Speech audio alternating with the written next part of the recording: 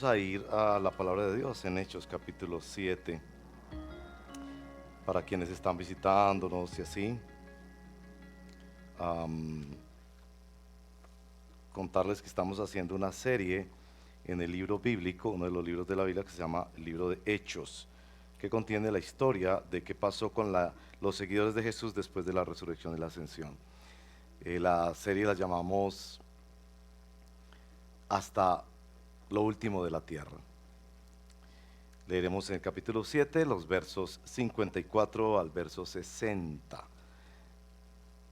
Debo decir, antes de leer esta porción, que lo que vamos a leer es la narración de lo que pasa como reacción de los principales líderes judíos en el Sanedrín o concilio en Jerusalén, cuando Esteban les presenta esta prédica extraordinaria. Y lo que leeremos es en muchos sentidos muy triste. Leamos en el nombre del Padre, del Hijo y del Espíritu Santo. Hechos capítulo 7, verso 54. Al oír esto, se sintieron profundamente ofendidos y crujían los dientes contra él, contra Esteban. Pero Esteban, lleno del Espíritu Santo, fijos los ojos en el cielo, vio la gloria de Dios y a Jesús de pie a la diestra de Dios, y dijo: veo los cielos abiertos y al Hijo del Hombre de pie a la diestra de Dios. Entonces ellos gritaron a gran voz y tapándose los oídos, se lanzaron a una contra él. Echándolo fuera de la ciudad, comenzaron a apedrearlo. Y los testigos pusieron sus mantos a los pies de un joven llamado Saulo. Mientras lo apedreaban, Esteban invocaba al Señor y decía: Señor Jesús, recibe mi espíritu. Cayendo de rodillas, clamó en alta voz: Señor, no les tomes en cuenta este pecado. Y habiendo dicho esto, durmió. Dado que es un texto breve, lo voy a leer una vez más. Quisiera animarlos a notar el movimiento cronológico y espacial del texto. Del verso 54 a 57 ocurre en el Sanedrín, en el centro de Jerusalén, como en el Senado, donde estaban los líderes principales de aquella nación de Israel. Verso 58, ellos mismos lo llevan afuera de la ciudad y ahí ocurre la segunda escena. Leamos de nuevo. Al oír esto, se sintieron profundamente ofendidos y crujían los dientes contra él. Pero Esteban, lleno del Espíritu Santo, fijos los ojos en el cielo, vio la gloria de Dios y a Jesús de pie a la diestra de Dios. Y dijo: veo los cielos abiertos y al Hijo del Hombre de pie a la diestra de Dios. Entonces ellos gritaron a gran voz y tapándose los oídos se lanzaron a una contra él. Echándolo fuera de la ciudad, comenzaron a apedrearlo. Y los testigos pusieron sus mantos a los pies de un joven llamado Saulo. Mientras lo apedreaban, Esteban invocaba al Señor y decía: Señor Jesús, recibe mi espíritu. Cayendo de rodillas, clamó en alta voz: Señor, no les tomes en cuenta este pecado. Y habiendo dicho esto, durmió. Oremos. Señor, es muy difícil leer una porción de estas de la Biblia. Cuando vemos a un hijo y un siervo tuyo morir de esta manera, y nosotros somos tan incapaces de morir a pequeñas cosas, a resentimientos, ambiciones, tentaciones, planes. La verdad es muy difícil uno pensar en estos hijos tuyos que nos han precedido, Gracias a quienes estamos aquí, que pagaron un precio alto por su fe, que no negaron a Cristo, que no negociaron ni superficializaron el Evangelio para hacerlo aceptable en su generación. Y nosotros tan aferrados a la carne, a lo material, a las opiniones personales, a las tradiciones familiares, a cualquier gusto tonto, a las apariencias físicas, a la presión de los demás, al resentimiento religioso y social. Por eso necesitamos, Señor, que en esta hora nos ilumines con tu Espíritu Santo. No dejes que ninguno de los que estamos aquí pueda esconderse detrás de cosas que lo desconcentren, o de sus propios prejuicios, o de sus temores, o de sus opiniones, y permite que cada uno de nosotros se abra, como los cielos están abiertos para la invasión del Espíritu Santo, quien cambia nuestra perspectiva de la vida de una forma tan trascendental como lo experimentó Esteban.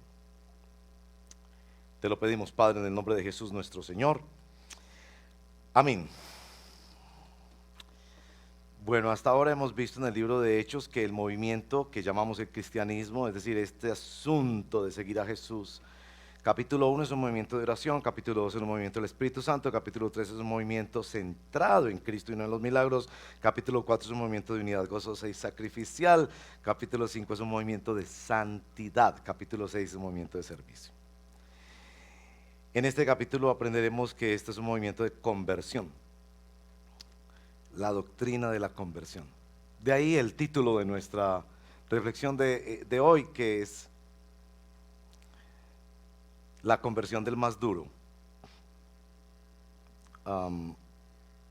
La conversión es la misma doctrina bíblica de la regeneración o del nuevo nacimiento. Algo que solo hace Dios. La iglesia no se defiende ni busca establecerse en el mundo. La iglesia no busca un cambio social. Ese no es nuestro trabajo. Eso podrá ser un subproducto de nuestra misión, pero ese no es el fin de nosotros. Nosotros no pretendemos cambiar a Colombia ni convertir a Colombia. Es cierto que cuando una persona es convertida por Dios, su entorno es claramente afectado. Entonces, cuando un político, un conductor, un albañil, un médico, un empresario es convertido por Dios, por supuesto su entorno es afectado positivamente y la sociedad es afectada positivamente, pero el objetivo de la iglesia no es el cambio social. El objetivo de la iglesia es la conversión, pero la conversión es algo que solo hace Dios. Yo sembré, Apolo regó, pero el crecimiento lo da Dios. Es un milagro de estar muerto y vivir, de estar ciego y ver, de estar insensible a la vida de Dios y sensible a la vida de Dios. Es algo que solo Dios hace. Ahí es donde está lo paradójico de este texto. Yo digo con frecuencia que cuando enseño la Biblia a mí me interesa mucho, y cuando estudio la Biblia, entender cuál es la paradoja de cada texto bíblico. Creo que cada texto bíblico tiene algo incomprensible, algo que desafía la comprensión humana, algo que solo es posible entenderlo a la luz de la revelación de Dios en su evangelio centrado en Cristo. Y esto es lo paradójico de nuestro texto. Es esto. Dios convierte personas a través de la predicación. La iglesia que predica públicamente y privadamente. Dios hace algo que nosotros no podemos hacer, y Dios lo hace usando algo que nosotros sí podemos hacer como instrumento, que es la predicación. ¿Por qué? Esta es la paradoja de nuestro texto. ¿Por qué Dios permite que les maten a su mejor predicador?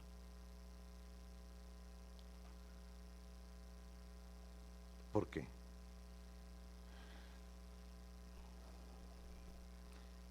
Si la iglesia por fin encontró a un predicador de habla griega, Esteban, que el texto mismo dice que era poderoso en palabra, que en la famosa sinagoga de los libertos, capítulo 6 al final, los líderes judíos no podían contra la elocuencia de Esteban, contra la autoridad del Espíritu y las señales claras que eran hechas. ¿Por qué? Dios permite que el mejor predicador de la iglesia muera, y muera en estas condiciones. Entonces vamos a responder a esa paradoja con tres observaciones. Y es que nuestro texto presenta algo muy trágico, lo trágico. Que nuestro texto presenta algo muy glorioso, lo glorioso. Y que nuestro texto tiene algo muy esclarecedor, lo esclarecedor o luminoso. Primero, lo trágico. Esta es una situación sombría que no podemos entender, solo aceptar. Es trágico en dos aspectos. El primero, ¿por qué los líderes del pueblo de Dios hicieron esto? En nuestra narración está claro que quienes matan a Esteban son los líderes judíos, a quienes el mismo Esteban llama hermanos.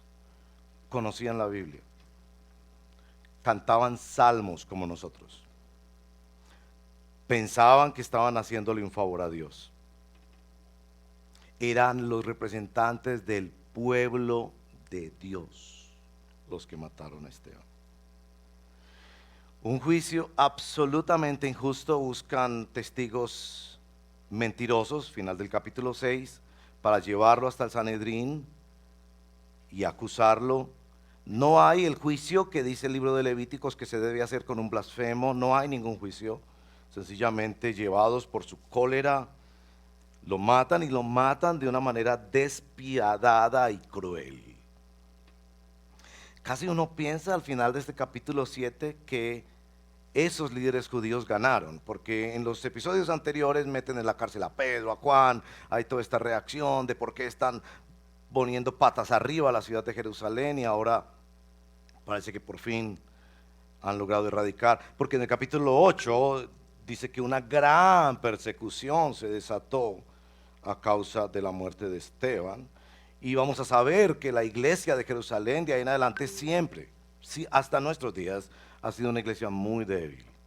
La misma iglesia de Antioquía y la iglesia de Macedonia tienen que enviar ofrendas para ayudar esta iglesia. Ya esos números que aparecen en los capítulos anteriores no vuelven a verse en Jerusalén ni hasta nuestros días. Pareciera que los líderes judíos que perseguían al pueblo de Dios ganaron.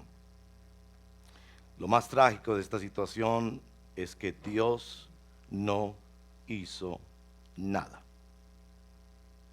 Y es absolutamente claro en el libro de Hechos.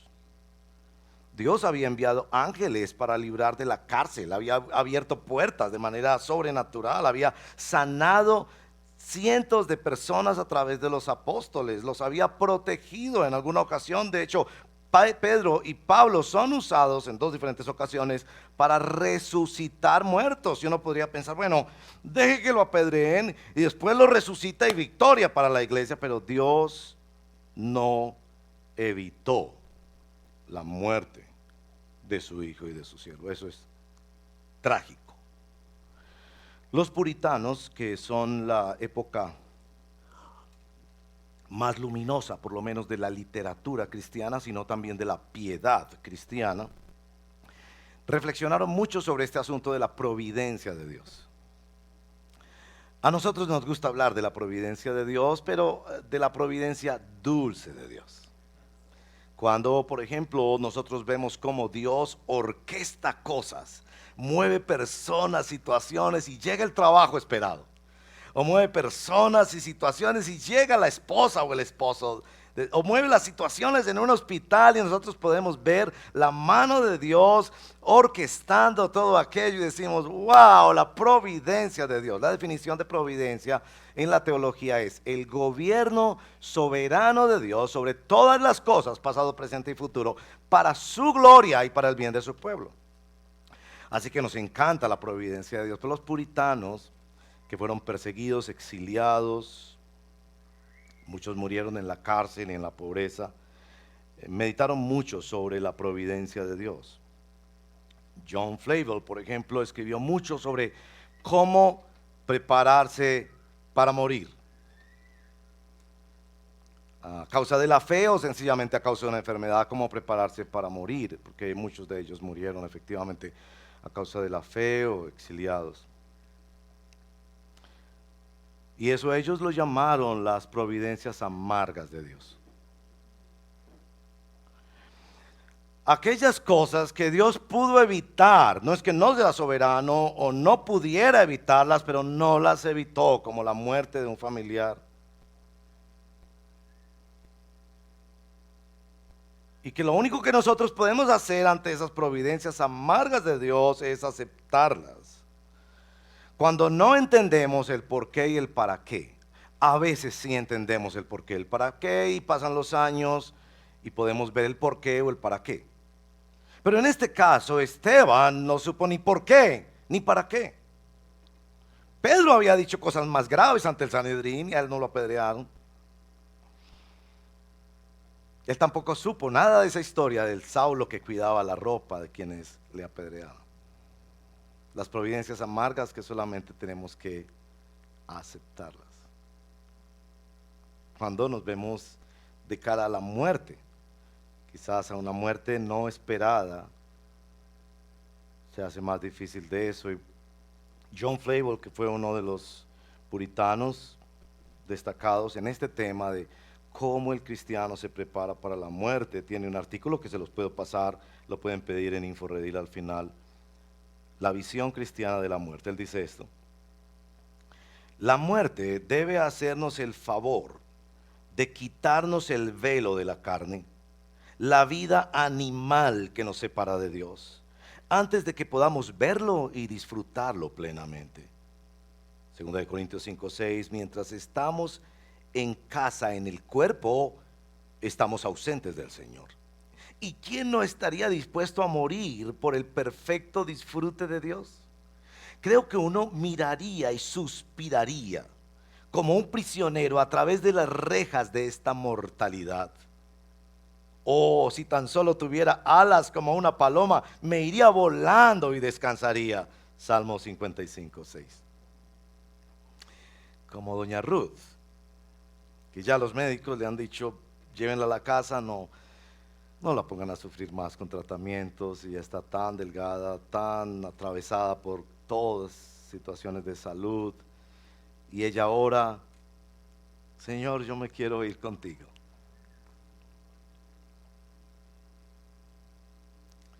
Ante estas realidades de la vida, donde ya no es la imaginación que, perdónenme, muchos de ustedes jóvenes tienen, que el cuerpo siempre será 0 kilómetros. Así no será. O que la apariencia física siempre será tan importante. Así no será. O que el disfrute de la música y de los amigos y la aceptación de su grupo, de su tribu, eso no será así. Un día todo eso acabará. Entonces aquí estamos ante las providencias amargas de Dios, aceptando sin entender completamente por qué Dios lo permitió. Lo trágico de este texto, y el texto dice después en el capítulo 8 que algunos hombres piadosos sepultaron a Esteban y lloraron a gran voz por él. Se vale llorar por las providencias amargas, pero no podemos hacer más que aceptarlas. Y podemos orar. Yo pienso que los hermanos pudieron orar: Señor, resucita a Esteban. Qué predicador era Esteban. En el caso de Pedro dicen, su primer sermón fue el mejor, caso de Pentecostés. En el caso de Esteban, su primer sermón fue el último. Trágico, una voz como esas. Y así podríamos hablar en la historia de tantos hombres de Dios piadosos, usados por Dios, que han tocado el corazón de generaciones y se han ido jóvenes, como Jonathan Edwards, que murió por una inyección a los 57 años. Martin Luther King, que murió después de dar su mejor discurso, que no fue el del sueño, la noche anterior. ¿Por qué? Cuando la Biblia nos deja ver la vida con la realidad de la vida y aceptar la voluntad de Dios con la realidad de la voluntad de Dios, y decimos, como dijo Job, Jehová dio, Jehová quitó. Sea el nombre del Señor bendito. Y aprendemos con Job, el santo de Dios, que cuando vienen esas providencias amargas, en lugar de levantar nuestro puño al cielo para pelear con Dios, levantamos nuestras manos en adoración. Y fue lo que hizo Job cuando le dijeron: tus 10 hijos en un solo día murieron, te quedaste sin hijos. Se postró y adoró. Afortunadamente nuestro texto no solo tiene lo trágico, tiene también lo glorioso. Vaya texto glorioso en la palabra de Dios. Ahora, ¿qué es lo glorioso en este texto? ¿Que vio el cielo? ¿Que vio a Jesús de pie? Sí. Pero déjenme decirles, yo creo que hay algo todavía más glorioso. El primer destinatario de este libro es Teófilo, un griego seguramente a quien Lucas está evangelizando, que ya había aceptado a Jesús de alguna manera, pero no se masticaba del todo a la iglesia. Y por eso escribe el libro de Hechos. Esto es la iglesia. Y uno dice: pero Lucas, ¿por qué le cuenta esta historia a una persona miedosa de entrar a la iglesia y le está diciendo que uno de sus mejores hombres muere apedreado y Dios no hace nada? ¿Qué le quiere mostrar? Y esto es lo glorioso: la clase de hombres y mujeres que Dios levanta para cada generación. Lo glorioso de este texto es que nos deja entrar como en una radiografía a ver el corazón de un hombre verdaderamente convertido.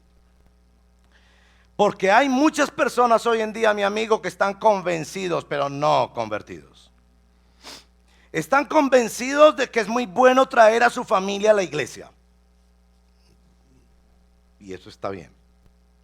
Están convencidos que los valores y los principios cristianos son los más convenientes para llevar su vida adelante, sus negocios, su matrimonio, sus relaciones.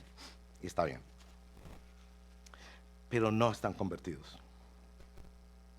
Y aquí se nos deja ver una verdadera conversión.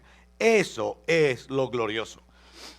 ¿Dónde, cuándo sabe usted que está verdaderamente convertido? Y le voy a decir, hay solo 3 fórmulas: crisis, conflicto y al borde de la muerte.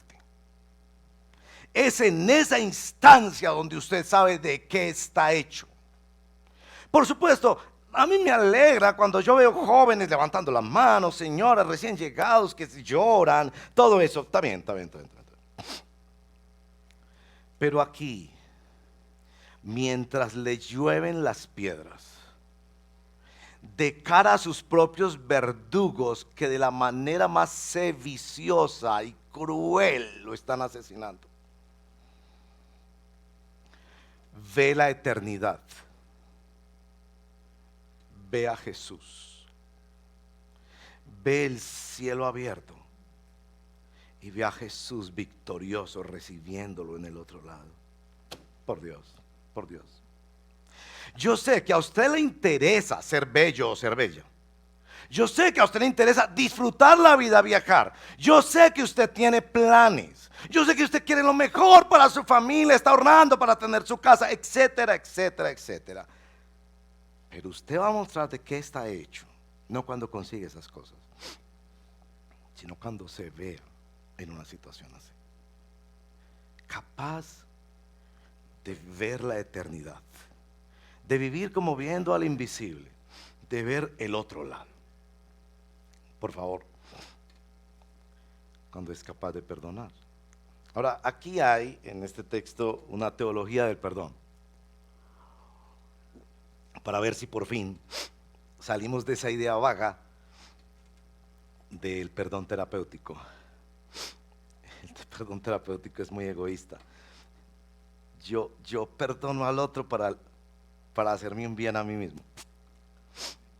Eso es hasta cruel cuando usted lo analiza. Es hasta cruel. Aquí está esta teología del perdón, en esta frase. Señor, no les tomes en cuenta este pecado. Es decir, no solo yo le cancelo la deuda para no vengarme toda la vida de usted, sino que le pido a Dios que por favor no tenga en cuenta eso. Pero qué pecado, por favor. Es que usted y yo, cuando manejamos carro, se nos pasa un tipo adelante y empezamos a vociferar cualquier cantidad de estupideces. Aceleramos, esperamos deseando que se choque y hasta decimos, ya, ya se va a chocar.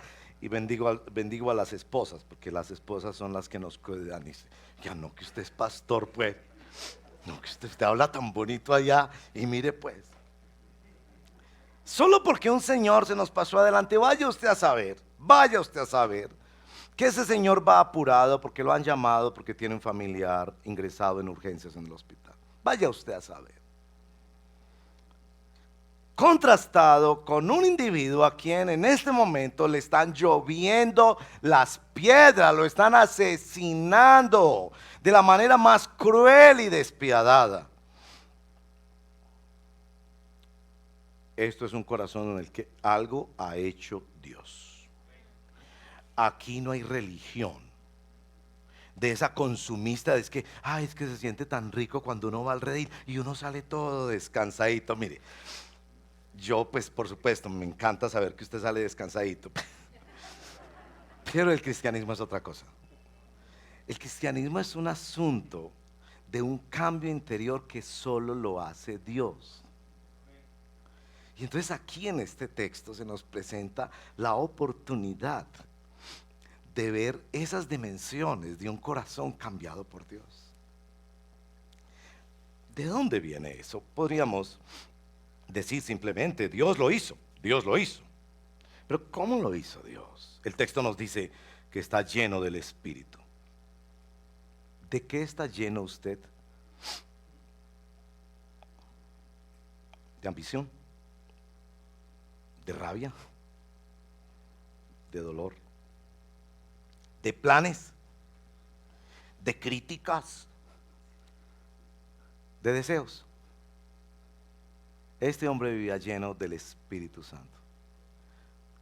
Lo chuzaban y salía Espíritu Santo. Estaba inflado por el Espíritu Santo. Era un diácono. Esto debe ser un siervo.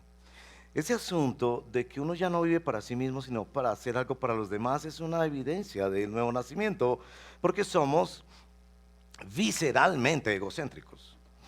Claro, podemos disfrazar a veces nuestras intenciones como servicio, como los almacenes, que entramos al almacén y dicen, este almacén es para su servicio, cuídelo. Pero sin duda era un hombre que había vivido las dimensiones del servicio. El capítulo 6 nos dice, fue escogido por los hermanos como un varón de virtud, lleno del Espíritu Santo, de buen testimonio, para servir mesas. No era para hablar al frente. Él sirvió en las mesas. Y para servir el adulto mayor, las viudas, que son muy lindas nuestras viudas. Mi mamá es viuda, mi suegra es viuda, pero a veces son complicaditas. Y las amamos mucho, pero su vida se les está yendo y cada vez es un poquito más complicado. Así que él servía a esta población. El discurso de Esteban nos deja ver quiénes fueron sus mentores. Quiénes eran las personas que lo inspiraban y lo guiaban. Porque su discurso, para los que tengan interés en estudiar el discurso de Esteban, es un discurso de exposición histórica. Él pasa por la historia de la redención a través de 4 grandes personajes: Abraham, José, Moisés, David. Y uno piensa, ¿cómo estos hombres que fueron los que articularon su exposición, que fueron los que lo mentorearon en la distancia, él que era aquellos a quien él quería imitar, le ayudaron en este momento dramático de su vida. Y es muy claro, cuando usted mira esas 4 vidas, todos fueron hombres que dejaron cosas por Dios y que entregaron cosas a Dios, porque ahí se lo digo todo. Hasta que usted no suelte, hasta que no dejes cosas por Dios, hasta que no entregues cosas por Dios, perdóneme decirlo tan paisa, tu cristianismo es carreta.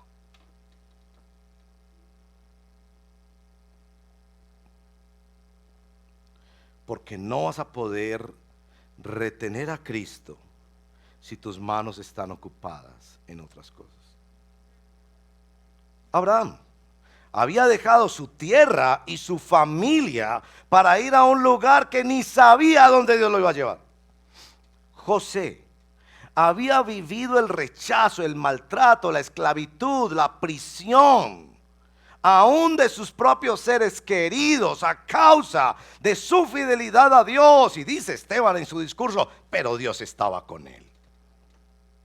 Moisés pensó que en sus manos podía resolver algo y después le tocó dejarlo todo, 40 años en el desierto. Y después de que logró sacar al pueblo de Dios, por instrucción de Dios, de Egipto, no puede entrar a la tierra prometida. Solo se le dejaron ver de lejos. David literalmente vació sus cuentas para mostrar dónde tenía su corazón y entregarlo todo para la adoración de Dios. Estos eran los mentores de Esteban, pero sin duda, su principal mentor, amigo y guía es Jesús. Los que han estudiado más profundamente este texto nos ayudan a ver lo interesante de la comparación del martirio de Esteban con la crucifixión de Jesús. Lo juzgan dentro de la ciudad, lo sacan de la ciudad para matarlo. Y en ese tránsito, yo creo que Esteban solo pensaba en Jesús y el privilegio, como dijeron los apóstoles, de ser tenido por digno para sufrir por su maestro. Pero vemos en nuestro texto claras referencias a Jesús. Señor Jesús, recibe mi espíritu, como Jesús dijo, te encomiendo mi espíritu. O perdónalos porque no saben lo que hacen aquí. Esteban va aún más lejos. No les tengas en cuenta este pecado. Era alguien que imitaba a Jesús. Lo glorioso de nuestro texto es ver un corazón convertido. Yo no sé cuándo vas a poder ver tu conversión con más claridad, pero estoy seguro que lo vas a ver mucho más en episodios de conflicto, de crisis y cuando estés al borde de la muerte. Que a propósito, para estar al borde de la muerte no hay que ser viejito. Yo sé que los que vamos avanzando en años cada vez estamos más al borde de esas realidades. Y los exámenes médicos y los anuncios y advertencias de los médicos en muchos casos son como piedras que nos están cayendo y poniendo de rodillas para decir, esto se va a acabar. Ustedes jóvenes piensan que eso a ustedes nunca les va a pasar.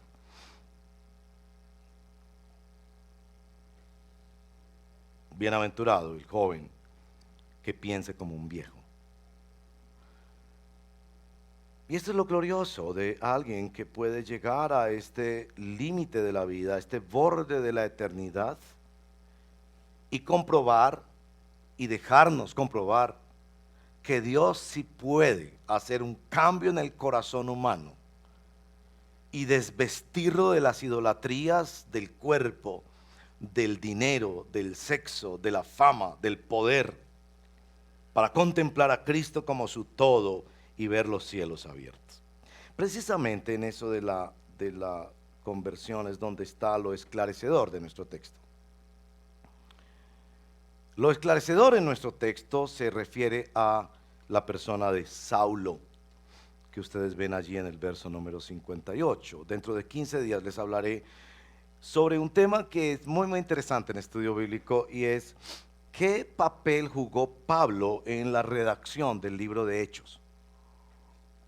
lo más seguro es que Lucas, el escritor del libro de Hechos, redacta el libro de Hechos cuando hace viajes misioneros al lado de Pablo. Entonces, no sería lejos de la realidad pensar que, dado que después del capítulo 8 es Saulo o Pablo el que se convierte en el protagonista o en la persona que va a Dios moviendo para establecer la iglesia entre los gentiles, que sea el mismo Saulo o Pablo que le diga a Lucas, por favor, ponga este detalle en su narración: la conversión del más duro. Ahí empezó su conversión. Ahora, no es que ahí ocurrió su conversión.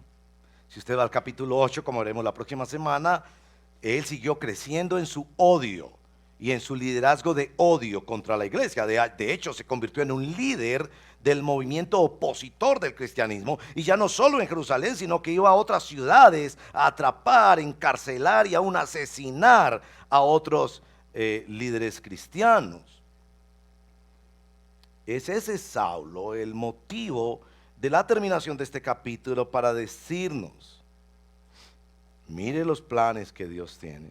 Esteban no lo supo, pero esto se trata de un movimiento de conversión.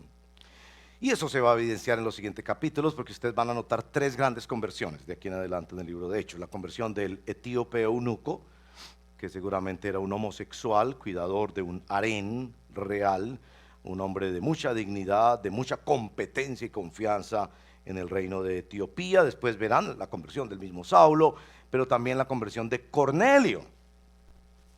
Ahora, el etíope, Pablo, Cornelio. Yo no sé a cuál de ustedes quisieran compartirles del evangelio. Miren, el etíope. El etíope es un hombre, lo verán más adelante en la historia, que está leyendo Biblia. Tiene preguntas. Y ha llegado a Isaías 53. Es que cuando usted en su lectura de la Biblia llega a Isaías 53, Isaías 53, que 800 años antes de Cristo describe su muerte y cómo Dios puso toda la carga del pecado de su pueblo sobre él para traer redención y adopción en el nuevo pacto a su pueblo, que hoy en día es la iglesia. A mí preséntenme todos los etíopes que ustedes quieran. Gente que ya está comiendo Biblia y que está llegando donde hay que llegar. Sí, yo sé que el Salmo 91 es su favorito, y que usted abre el Salmo 91 y vuelve y lee el Salmo 91 y canta el Salmo 91 y pega en sus paredes el Salmo 91, y que el Salmo 91 es palabra de Dios. Pero Isaías 53, entender eso y hacerse la pregunta que el etíope se hacía: ¿de quién me está hablando ahí? Es una cosa absolutamente luminosa. Si tienen etíopes que están leyendo y se preguntan sobre Isaías 53, por favor, mándenos la dirección y el teléfono. Ahora, Cornelios, eso sí que necesitamos en este momento. El tipo no era cristiano, pero oraba. Dígame dónde la Biblia dice que una persona que no es cristiana no puede orar. Él ya hablaba a Dios. De hecho, en el mismo texto, Hechos 10, dice que el ángel le dice: tus oraciones han sido escuchadas. Pero lo mejor de Cornelio, daba unas ofrendas a la iglesia. Mandaba ofrendas. Entonces, si usted tiene personas así, especialmente ahora con esta construcción, por favor, Cornelios, que lo manda a llamar, le manda un séquito para que traiga a Pedro. Cuando llega le reúne a toda la familia, se va a arrodillar inclusive delante de él. Por Dios, Cornelio. Pero Saulos. Entonces ahí uno empieza como a pensar en unas cosas sobre esto de la conversión. Lo primero es: a Dios le gustan los casos duros y difíciles. Y bueno, esa es una forma de Dios decir: este movimiento que se llama iglesia no descansa en la argumentación de sus pastores o en lo divertido que sea sus presentaciones, casi tipo show de Broadway que se arman hoy en día. Esto descansa en una acción soberana de Dios, el Espíritu Santo, que es la conversión de hombres y mujeres. Muéstreme una iglesia sin conversiones y te mostraré un cementerio.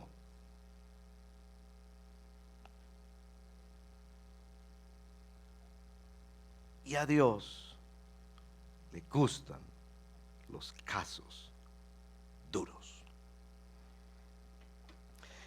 Entonces usted pensó que estaba rechazando a Dios y que era muy fácil rechazar a Dios y perseguir a la iglesia.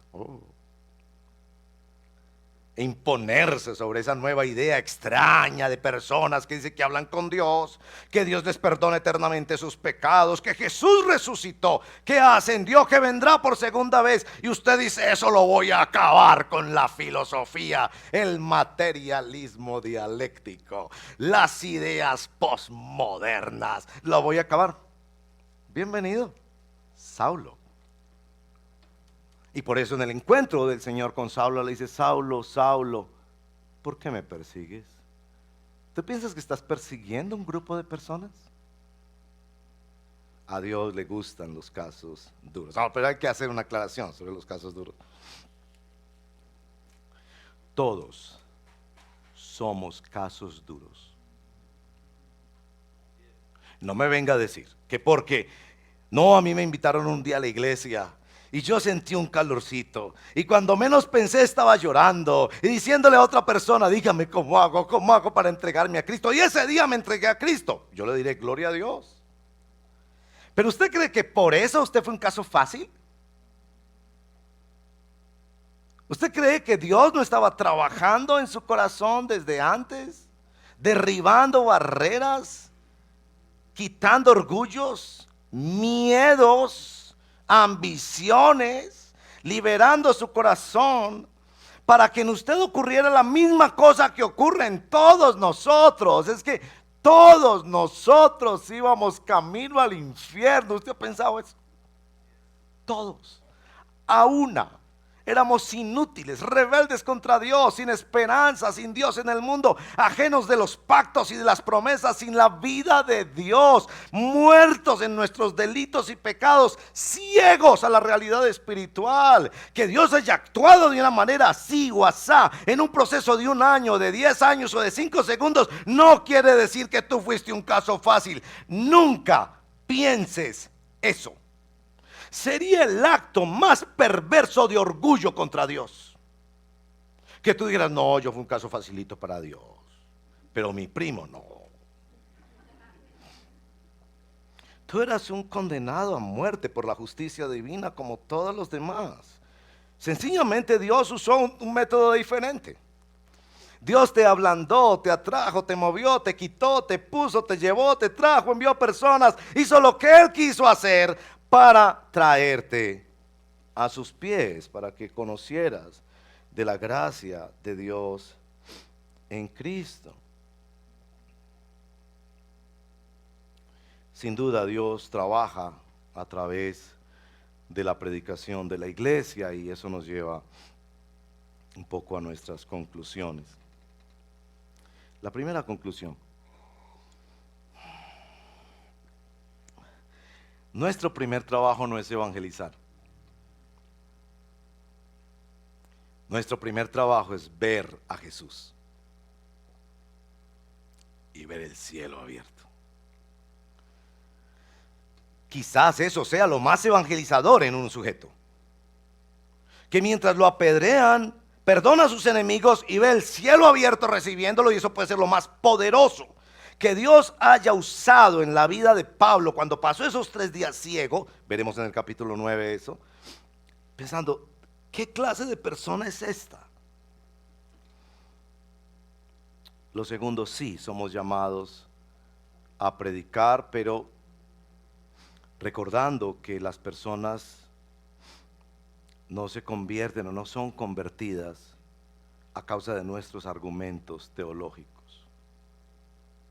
Una persona no se convierte porque le expliquen bien la Biblia. Por supuesto, es nuestra responsabilidad explicar bien, trazar bien la palabra de Dios. Y Felipe se acercó al etíope y le preguntó, ¿usted entiende lo que está leyendo? Y él dijo, pues ¿cómo voy a entender si no me explican? Y entonces Felipe se sube al carro y le empieza a explicar. Sí somos responsables de presentar coherentemente la fe y la doctrina cristiana, pero una persona no es convertida porque le expliquen bien la palabra de Dios.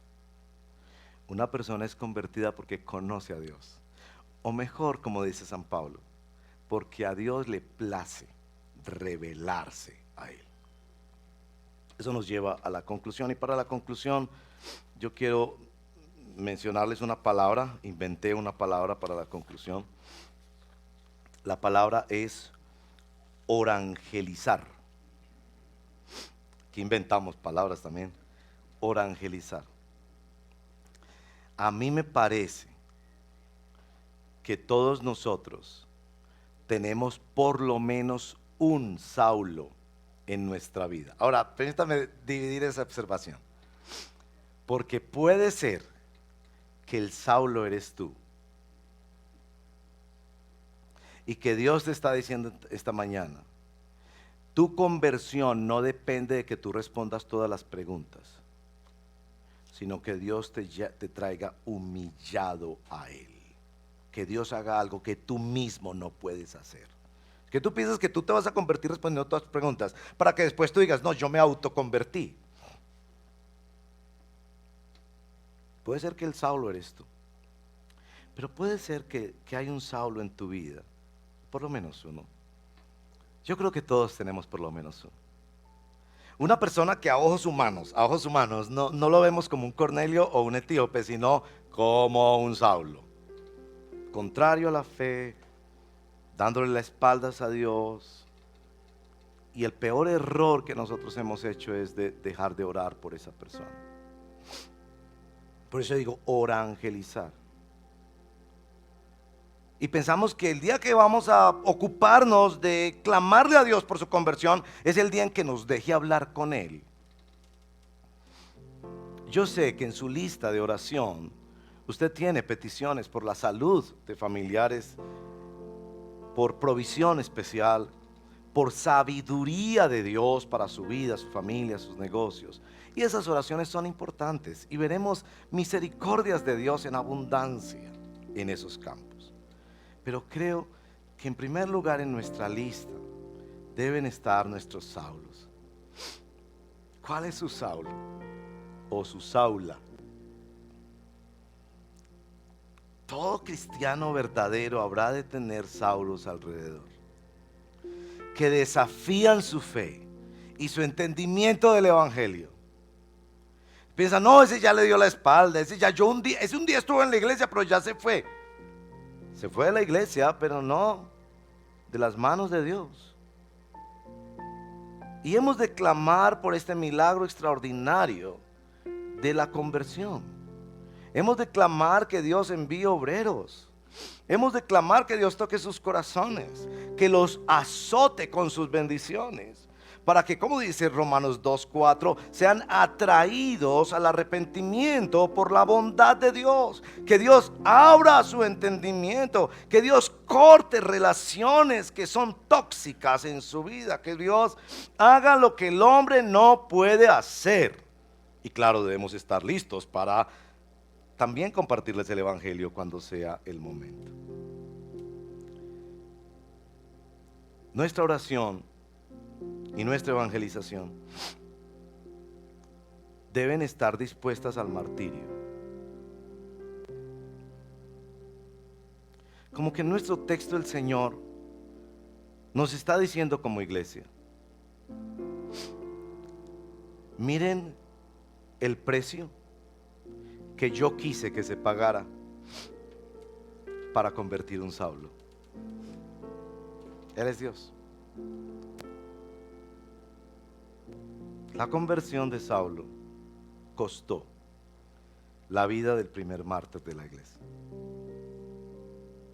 Entonces yo a veces pienso, porque yo me pregunté mucho eso cuando tenía 17, 18 años, ¿por qué estaría yo dispuesto a morir?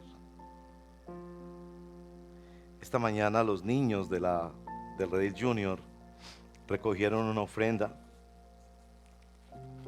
los niños de la iglesia, para enviarla a uno de nuestros misioneros. Nosotros sostenemos una pareja de misioneros, Milton y Julieta Bulla, en las selvas colombianas. Ellos viven allá, ya están entrando a dominar el idioma de los Coreguaje, que es la tribu que ellos están alcanzando. Ambos profesionales, muy capaces, brillantes, y han decidido morir a planes, deseos, todas esas cosas que nos ocupan a usted y a mí todos los días, para que Dios les use para llevar la luz y el evangelio, y para que Dios haga lo que Él quiera hacer, convirtiendo los corazones de estos preciosos indígenas colombianos. Y los niños esta mañana hicieron una ofrenda. Y cuando uno lee esta historia de Esteban, piensa, ¿qué ofrenda voy a dar yo? Para que Dios la use para la conversión de alguien. Y la ofrenda es mi vida. Esteban, unos minutos después de eso, estaba más vivo que nunca y más feliz que nunca. Pero ese último trayecto fue el más doloroso y al mismo tiempo el más glorioso. Sí, Señor, te oramos por los Saulos en nuestra vida, pero sí, Señor, toma lo que quieras usar para tocar los Saulos en nuestra vida. Y eso va a implicar dolor. El dolor de la paciencia, del aguante, de soportar, de perdonar, de amar, de seguir cuidándolos, de seguir aguantándoles.